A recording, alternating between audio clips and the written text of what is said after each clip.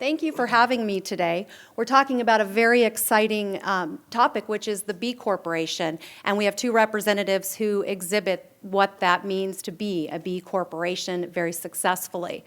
What a B Corp is, if you step back and you look around this room, if you've ever worked with an entrepreneur, you know that they see the world a little bit differently than those that are not entrepreneurs. And what that does is it enables them to look at problems very differently than the rest of us, and even better, to find solutions to those problems that perhaps are right in front of us, but maybe we didn't see. And so when you look at the B Corp, what that is exactly the result of just that. Entrepreneurs coming together, just like in this room today, and finding a solution to a problem. What the problem was we had a group about 10 years ago primarily of corporate individuals, very successful, primarily dot-commers, who had developed all of these wonderful, wonderful companies and had made millions and millions, billions of dollars. They were very successful, but they were also very young, and they weren't ready to just retire and throw in the towel. They wanted to continue to be profitable with their successful companies, but they also wanted to do it with a social purpose. They found that their companies could give back in ways that perhaps could generate all kinds of synergies to help with social purposes. And that might be anything from medical, housing issues. We've talked about low-income housing issues today. They wanted to not just take from the community and make profits, but they actually wanted to be sustainable and give back to those communities. When they approached their legal counsel, their accountants, all of the normal advisors you would seek, they were told that just doesn't work. The for-profit world is based on an idea that the board of directors and all of the officers of these corporations, their job is to make profits for their shareholders. And so all of our laws and the way that our for-profit entities really are set up create a fiduciary obligation for these board of directors and these officers to have to make money for the shareholders. So the idea of doing that and giving money and giving things back to the community didn't exactly fit within the normal for-profit model. So we've had to figure out a way to try to move past that. And of course, their advisors told them, well, then you need to make a nonprofit area. You need to go into nonprofit. But that's not really what they wanted to do. If any of you have ever tried to run a successful business inside of an actual nonprofit, you know that the Internal Revenue Service doesn't make that very easy for all of us to do that. So they, instead of trying to pound a square peg through a round hole into the existing laws that we had, they came up with a new solution, and that is the B Corp. We now in Nevada have the Benefit Corporation, which is set up under NRS Chapter 78B. It is called a Benefit Corporation, and we are going to hear today from two very successful benefit corporations, B Corps. They are certified B Corps and are going through that process, and I will turn the mic over to Kristen and Galen for that. Okay, so imagine you're 14 years old, and your father gets diagnosed with a terminal illness. He doesn't use traditional Western medicine, but instead he turns to Chinese medicine. He begins studying it. He begins taking herbal formulas, and he heals himself. And then his teacher says to him, why don't you create an herbal tea line so that you can heal other people? That's the story of Kevin Lindseth, the founder of Pure Ground Ingredients. He joined his father to create this herbal tea line and began going all over the world sourcing the finest in ingredients. They chose organic ingredients. They're traveling around and they're meeting these growers and these communities, and they realize they can help these communities just as much as these communities are helping them. The goal was really to elevate humanity through business, to bring the American consumers these healing herbs while still helping the communities that are bringing the herbs to us. So that's how Pure Ground Ingredients got started. Some 30 years ago, these relationships with growers started, and they continue today. As of now, we're operating in Minden, Nevada, and we're importing herbs and spices, botanicals and chilies from over 50 countries. We process them and we sell them to the largest brands in the world. We sell them all across the United States, Europe, Canada, and Mexico. But organic ingredients are becoming a commodity. So there's all these brands. It's not like it's a mainstream thing now, right? So as a company who's founded actually on the principle of helping others heal and giving back, going out there and making sure that we're building schools in the communities we're sourcing from, we're making sure there's wells and there's toilets and we're building bridges. How do we get our end buyers to realize the value that we're bringing to the world? We're becoming completely commoditized. So that's where I step into the picture. That's where I join Pure Ground Ingredients to help them with sustainability and to help them create like a strategic initiative, like strategic positioning as a business. And we decided to become a B Corp. And also we've been receiving recognition. So within the past year alone, we got listed as one of the fastest growing companies in the United States. We got Nevada Rural Small Business of the Year Award.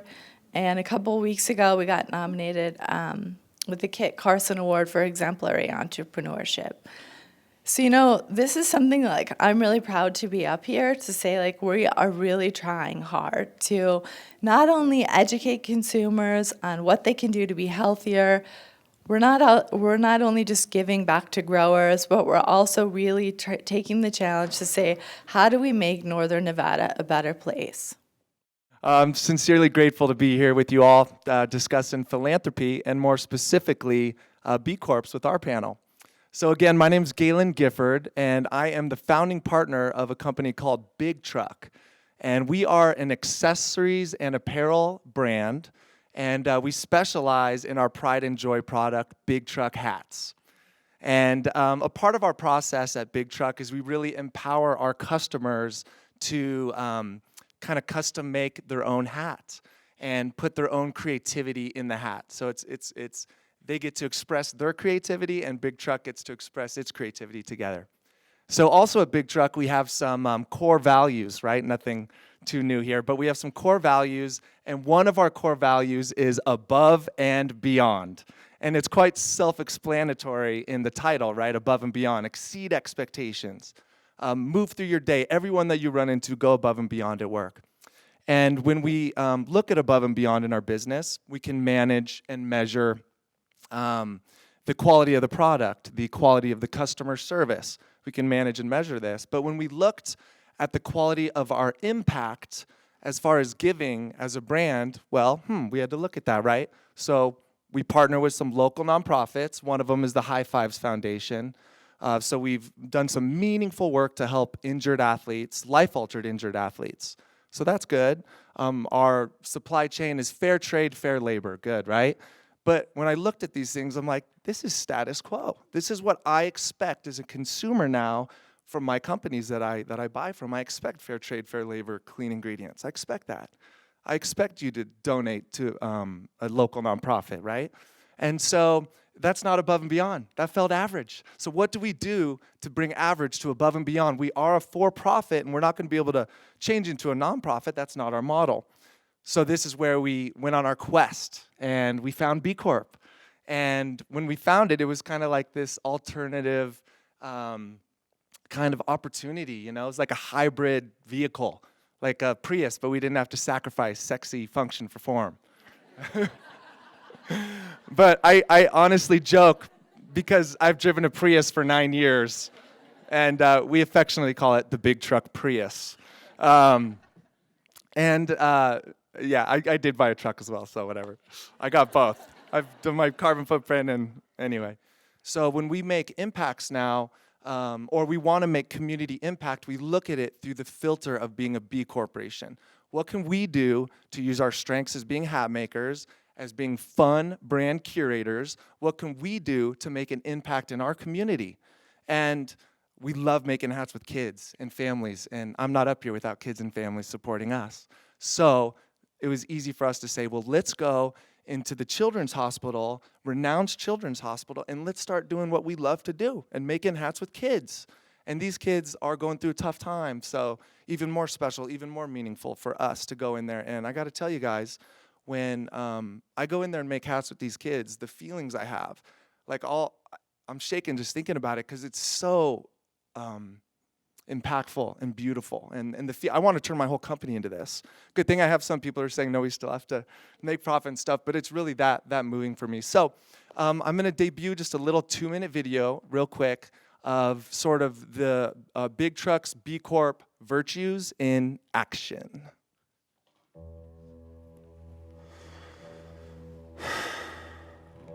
Sometimes you can't be found when you're in the biggest challenge of your life. You can't be reached, you can't be talked to, you can't be understood. And when you see a child in that space, the communication is even more difficult because they're so young, they're so fragile, they're so innocent. But there are ways to connect, to reach through, to grab their hearts and pump them, to see the motivation. And it's through the magic of giving, it's through the magic of creativity, and it's through the magic of giving someone a choice in a place where they don't have choice.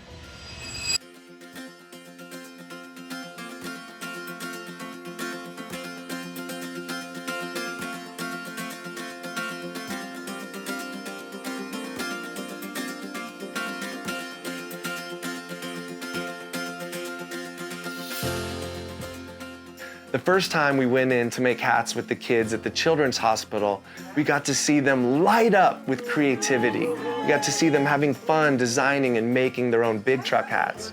And we really got to watch them pull out of their moment of struggle and have just that peace and moment of freedom. This is why we love to do this.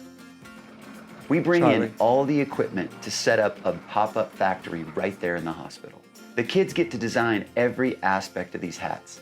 The kids choose the hats, the hat colors, the patches, the flags, the thread colors, everything that goes into a custom Big Truck hat, and moments later, it's delivered directly to them.